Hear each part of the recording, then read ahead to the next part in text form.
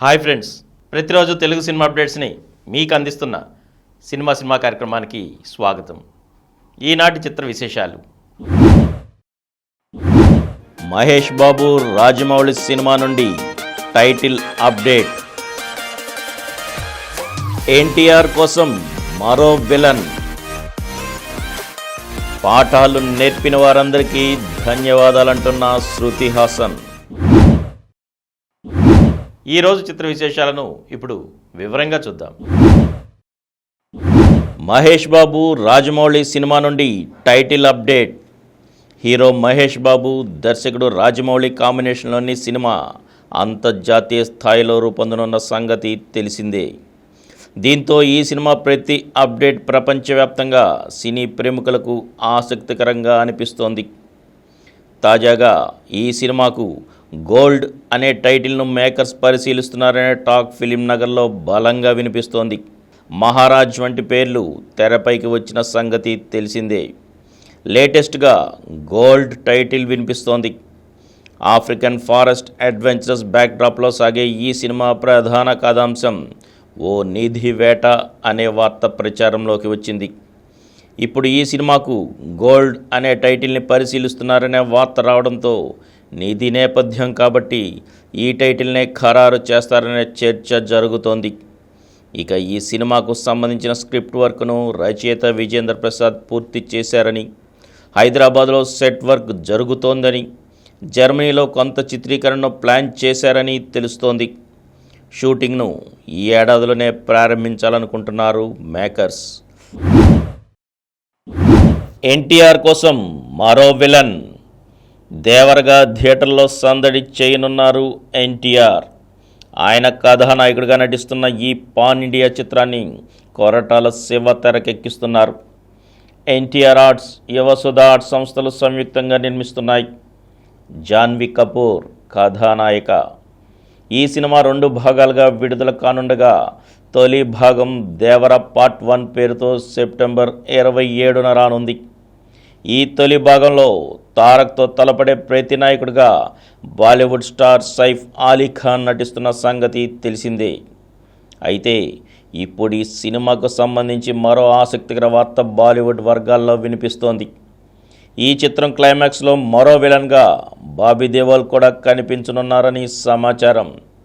ముగింపులో తెరపైకి వచ్చే ఆయన పాత్ర దేవర పార్ట్ 2లో కీలకంగా నిలవనుందని, తను 2వ భాగంలో సైఫ్తో కలిసి ఎన్టీఆర్ ఢీ కొడతారని ప్రచారం జరుగుతోంది. ప్రస్తుతం ముగింపు దశ చిత్రీకరణలో ఉంది. త్వరలో హైదరాబాద్లో ఆఖరి పాటను చిత్రీకరించనున్నారు. పాఠాలు నేర్పిన వారందరికీ ధన్యవాదాలంటున్న శృతి హాసన్. హీరోయిన్గా 15 ఏళ్ల విజయవంతమైన కెరీర్ని పూర్తి చేసుకుంటూ ఇంకా అగ్రశ్రేణి హీరోయిన్ల జాబితాలో ఒకరిగా రాణించడం అంటే అంత సులభమైన విషయం కాదు. ఈ లిస్టులో చాలా తక్కువ మంది హీరోయిన్లు ఉంటారు. తాజాగా శృతి హాసన్ పేరు ఈ లిస్టులో చేరింది. తండ్రి కమల్ హాసన్ నటించిన ద్విభాషా చిత్రం హే రామ్లో చైల్డ్ ఆర్టిస్ట్గా తొలిసారి స్క్రీన్పై కనిపించారు శృతి హాసన్.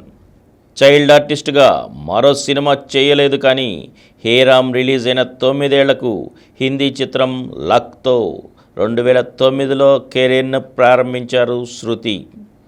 ఆ తర్వాత సూర్య, 7th సెన్స్, ధనుష్ 3, రామ్ చరణ్ ఎవడు, అల్లు అర్జున్ రేసుగుర్రం, రవితేజ క్రాక్, ఇటీవల చిరంజీవి వాల్తేరు వీరయ్య, ప్రభాస్ సాలార్ సీజ్ ఫైర్ వంటి చిత్రాలతో ప్రేక్షకుల్ని మెప్పించారు శృతి.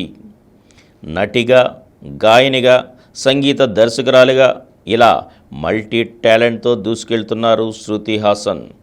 కథానాయికగా 15 ఏళ్లు పూర్తి చేసుకున్న సందర్భంగా శృతి హాసన్ స్పందిస్తూ, అప్పుడే 15 ఏళ్లు పూర్తయ్యాయంటే నమ్మశక్యంగా లేదు.